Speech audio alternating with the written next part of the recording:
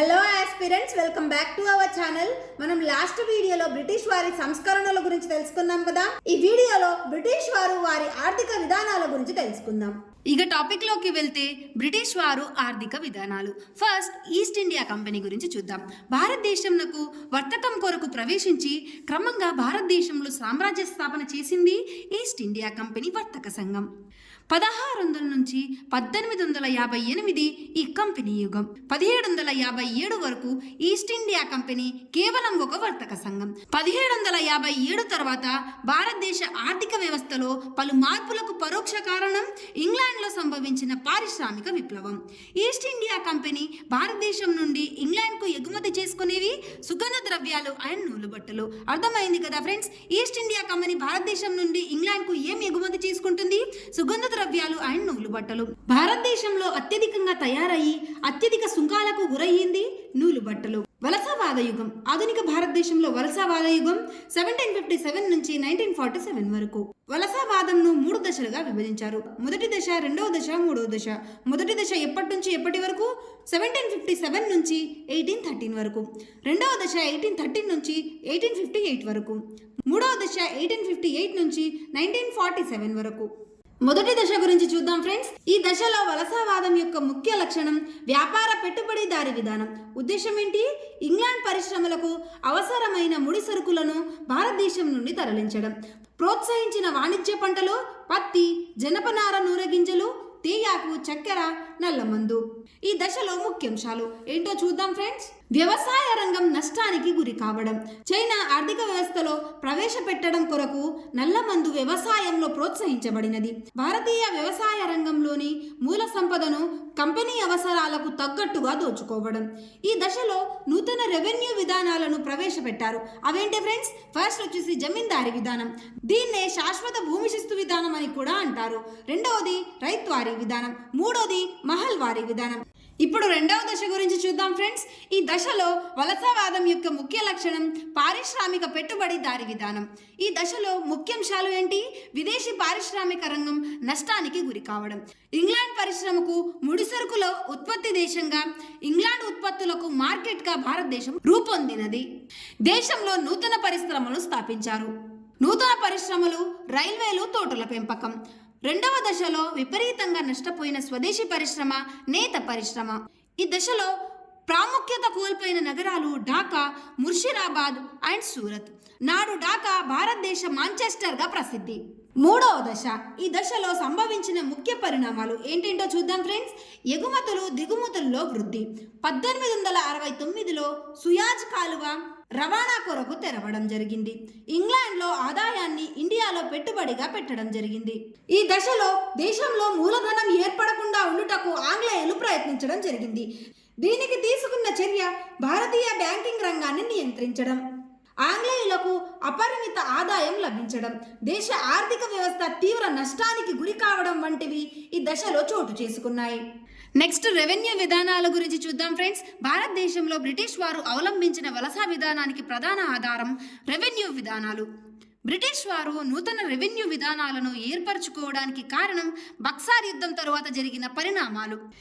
ఏ ఇయర్లో జరిగింది ఫ్రెండ్స్ ఈ బక్సార్ యుద్ధం? 1764లో జరిగింది. మరి ప్లాసీ వార్ ఎప్పుడు జరిగింది? 1757లో జరిగింది.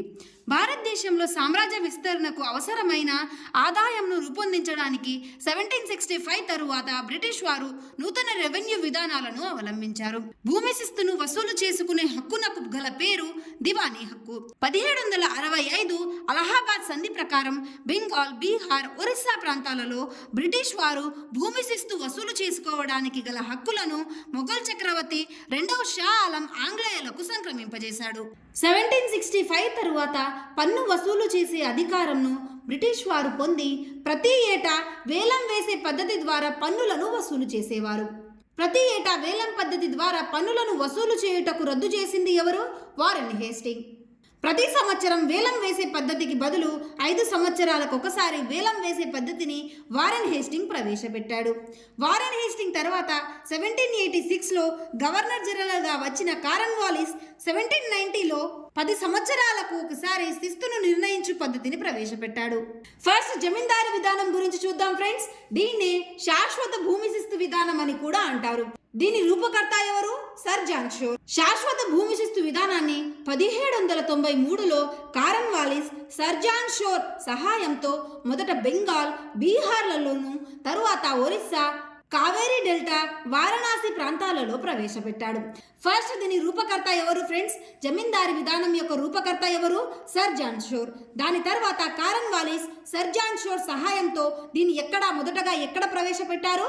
బెంగాల్, బీహార్లలో, ఆ తరువాత ఒరిస్సా, కావేరీ డెల్టా, వారణాసి ప్రాంతాలలో ప్రవేశపెట్టాడు. ఈ విధానంలో జమీందారులకు పూర్తి అధికారాలు ఇవ్వబడ్డాయి కనుక దీనిని జమీందారీ పద్ధతి అంటారు. ఈ విధానంలో జమీందారులకు రైతులకు మధ్య ఒప్పందం 10 సంవత్సరాల వరకు ఉండేది. జమీందారులు కంపెనీకి చెల్లించవలసిన మొత్తంనకు గల పేరు పేష్కష్. ఈ విధానం వల్ల ఏర్పడిన వర్గం జమీందారీ వర్గం. జమీందారులు లేని ప్రాంతాలలో నూతనంగా జమీందారులను ఏర్పరచుటకు పాటించిన పద్ధతి ఏంటి ఫ్రెండ్స్? భూముల బహిరంగ వేలం పద్ధతి. నెక్స్ట్ రైత్వారీ విధానం. ఈ విధానాన్ని ప్రవేశపెట్టుటకు ప్రధాన కారకుడు ఎవరు? Sir Thomas Munro. రైత్వారీ విధానంను మొట్టమొదట 1792లో మద్రాస్ రాష్ట్రంలోని సేలం జిల్లాలో బరామాహల్ కలెక్టర్ అయిన కల్నల్ లీడ్ ప్రయోగాత్మకంగా ప్రవేశపెట్టాడు. కానీ దీనిని అత్యంత ప్రాచుర్యంలోకి తెచ్చినది కల్నల్ రీడ్ వద్ద సహాయ కలెక్టర్గా ఉన్న సర్ థామస్ మన్రో. 1800 సంవత్సరంలో దత్తమండలాలుగా పిలువబడిన నేటి రాయలసీమ జిల్లాలకు సర్ థామస్ మన్రో కలెక్టర్గా నియమించబడ్డాడు. 1804 నాటికి రైత్వారీ విధానంను బొంబాయి, అస్సాం రాష్ట్రాలలో ప్రవేశపెట్టాడు. ఈ విధానంలో ప్రభుత్వం రైతులతో సరాసరి ఒప్పందం చేసుకొని శిస్తును నిర్ణయించింది. ఈ పద్ధతిలో రైతు భూమికి యజమాని అయ్యాడు. రైతు స్వయంగా ప్రభుత్వంనకు పన్ను చెల్లించేవాడు.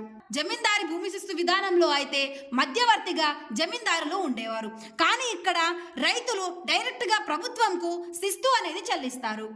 ఈ పద్ధతిలో రైతులు ప్రభుత్వంనకు శిస్తు చెల్లించుటకు జరిగే ఒప్పందంను కుబులియాత్ అంటారు. ఈ పద్ధతిలో రైతులకు ప్రభుత్వంనకు మధ్యవర్తులు ఉండరు. భారతదేశ వ్యవసాయ రంగంలో అత్యధిక శిస్తు వసూలు చేయబడిన విధానం రైత్వారీ విధానం. ఈ విధానం వలన సంభవించిన ముఖ్య ఫలితం గ్రామీణంలో పేదరికం. రైత్వారీ విధానం అయిపోయింది ఫ్రెండ్స్. నెక్స్ట్ మహల్వారీ విధానం గురించి చూద్దాం. ఈ పద్ధతిని ప్రవేశపెట్టింది ఎవరు? కర్నల్ బర్ట్. మహల్ అనగా సంస్థానం అని అర్థం. గ్రామాన్ని గాని సంస్థానాన్ని గాని ప్రామాణికంగా తీసుకున్న ఈ పద్ధతికి మహల్వారీ పద్ధతి అని పేరు పెట్టారు. ఈ పద్ధతిలో ప్రభుత్వం గ్రామ ప్రజల నుంచి నిర్ణీత మొత్తాన్ని భూమి పన్నుగా నిర్ణయించేది. మహల్వారీ పద్ధతిలో భూమి శిస్తు వసూలు చేయవలసిన సమిష్టి బాధ్యతలను మహల్ భరిస్తుంది. ఈ పద్ధతి మొట్టమొదట గుజరాత్, ఆగ్రాలలో ప్రవేశపెట్టారు. మహల్వారీ పద్ధతిని ఫస్ట్ ఎక్కడ ప్రవేశపెట్టారు ఫ్రెండ్స్? గుజరాత్, ఆగ్రాలలో ప్రవేశపెట్టారు. భూమి శిస్తు విధానాల వల్ల వ్యవసాయం వ్యాపారం అయ్యింది. బ్రిటిష్ వ్యాపార విధానాలు.